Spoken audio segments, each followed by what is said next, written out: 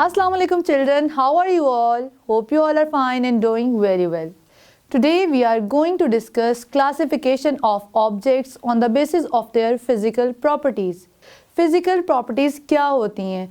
ऐसी प्रॉपर्टीज़ जो अपेरेंट होती हैं, जो ज़ाहरी होती हैं, जो नज़र आती हैं। ठीक है जी, हम ऑब्जेक्ट्स को क्लासीफाई करने जा रहे हैं उनकी फ़िज़िकल प्रॉपर्टीज़ की बेस पे। तो first of all we will going to discuss how many physical properties are there. There are 5 basically physical properties. The first one is mass, the second one is volume, the third one is temperature, the fourth one is ability to conduct heat or electricity, and the fifth one is ability to float or sink. ठीक है जी, अब हम इन properties को one by one discuss करेंगे. First of all बात करेंगे mess की. Mess is measured in ग्राम और किलोग्राम. पहले मैं आपको एक छोटी सी एग्जांपल दूंगी जिससे आपका ये कॉन्सेप्ट बहुत ही क्लियर हो जाएगा कि मैस ऑफ ऑब्जेक्ट क्या होता है. ठीक है जी, जैसे कि आपको नज़र आ रहा होगा बोर्ड पे कि मैंने 2 बैलून लिए. ठीक है, one is inflated balloon and one is non inflated balloon. ठीक है, I have put these balloon on the wooden block. मैंने इन बैलून को एक वुडन ब्लॉक के ऊपर रख दिया.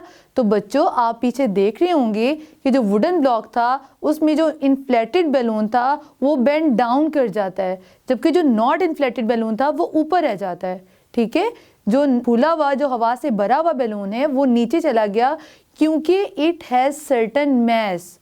उसके अंदर कौन सा मैस था, उसके अंदर कौन सा मैटर था, उसके अंदर क्या चीज़ थी जिसकी वजह से वो बेंड डाउन कर गया जी. तो बच्चों इन्फ्लेटेड जो बैलून था उसके अंदर एयर थी जिसको भर के आपने उसको इन्फ्लेट किया था. उस मैस की वजह से वो गुब्बारा नीचे चला गया. ठीक है जी, तो मैस क्या होता है? Mass is the quantity of matter in an object. ठीक है, किसी भी मैटर के अंदर जो क्वांटिटी होती है उसकी, ठीक है, उसको हम उसका मैस बोलते हैं. जैसे मैंने आपको example the inflated and non inflated की. तो एक बैलून था, उसके अंदर कौन सी मैटर की टाइप थी? हमारे पास उसके अंदर मैटर की जो टाइप थी वो गैस थी, एयर थी, जिससे हमने उसको इन्फ्लेट किया था. तो जो नॉन इन्फ्लेटेड बैलून था उसके अंदर कोई मैटर नहीं था, दैट्स वाई वो ऊपर रह गया, और जिसके अंदर गैस थी वो नीचे चला गया. आई होप मैथ्स का कॉन्सेप्ट आपको समझ आ गया होगा. तो अब बात करते हैं वॉल्यूम की. What is the volume? Volume को समझाने से पहले मैं आपको एक छोटी सी एग्जांपल कोट करूंगी. जैसे मेरे पास एक वुडन ब्लॉक है. ठीक है जी, इसने एक सर्टेन एरिया को कवर किया हुआ है. जैसे इसने इतने एरिया को कवर किया हुआ है, तो space that an object occupied is called its volume. ठीक है जी, एक ऑब्जेक्ट जितनी जगह कवर करता है उसको उसका वॉल्यूम बोलते हैं. मैटर की जो टाइप्स होती हैं, जो चीज़ें होती हैं, may be they cover the same area और same space but their mass may not be same. ठीक है जी, मैं ये बात कर रही हूँ कि ऐसा हो सकता है कि कुछ ऑब्जेक्ट्स जो हैं वो उतनी जगह तो कवर करें, उतना वॉल्यूम तो कवर करें, उनका वॉल्यूम सेम हो सकता है लेकिन उनका मैस सेम नहीं हो सकता है. जैसे मैं आपको एक छोटी सी एग्जांपल दूंगी. ये मेरे पास एक वुडन ब्लॉक है, ये मेरे पास एक पीस ऑफ पेपर है. तो बच्चों आप अपने हाथ में अगर एक वुडन ब्लॉक रखें और एक हाथ में पीस ऑफ पेपर रखें तो आप ये फील करेंगे कि जो आपका पीस ऑफ पेपर वाला हैंड है वो कम वेट फील करेगा, लेकिन जो वुडन ब्लॉक है वो हैवी फील होगा. इट मीन्स कि इन्होंने जगह तो एक जैसी ऑक्यूपाई की हुई थी लेकिन इनका जो वेट है वो डिफरेंट है, इनका मैस जो है वो डिफरेंट है. ठीक है, वॉल्यूम क्या होता है? एक ऑब्जेक्ट जितनी जगह कवर करता है उसको उसका वॉल्यूम बोलते हैं.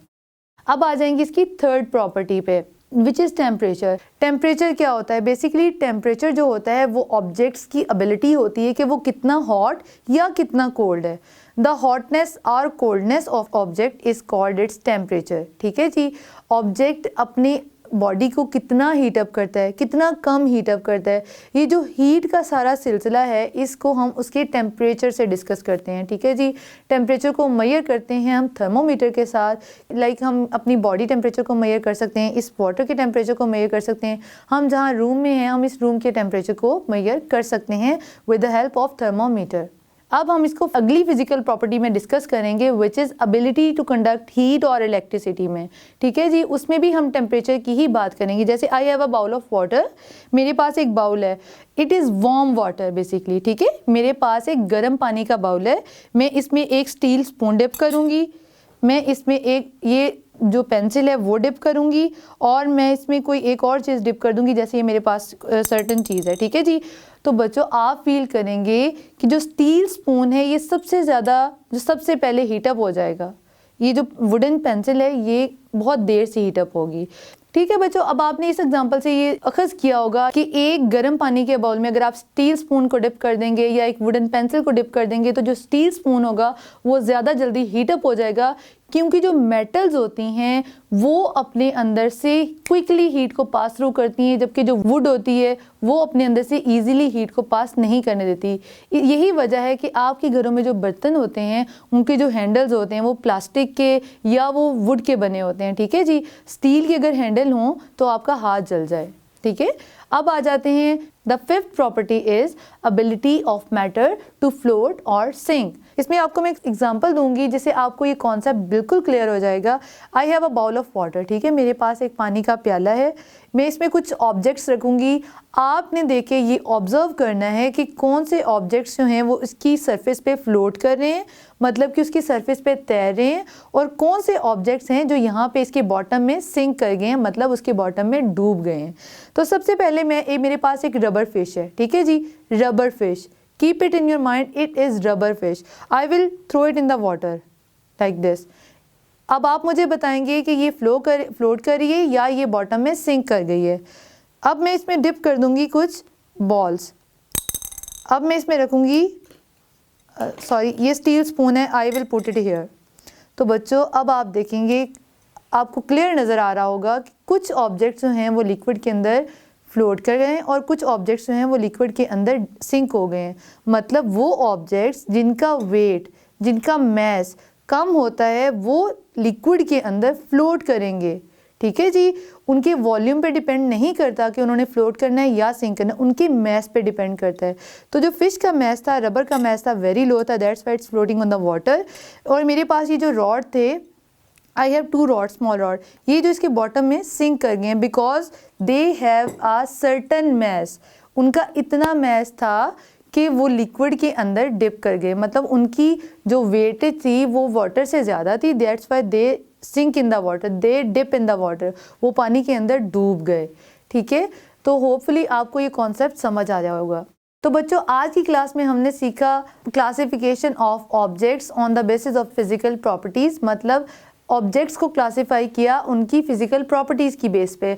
उनकी फ़िज़िकल प्रॉपर्टीज़ को 1 बाय 1 हमने डिस्कस किया, जिसमें हमने मैस को, वॉल्यूम को, टेम्परेचर को, एबिलिटी टू कंडक्ट हीट और इलेक्ट्रिसिटी, या फिर जो 5th वन थी एबिलिटी टू फ्लोट और सिंक। उम्मीद करती हूँ आज का लेसन आपको समझ आया होगा। मज़ीद अंडरस्टैंडिंग के लिए अपनी बुक से हेल्प लीजिए।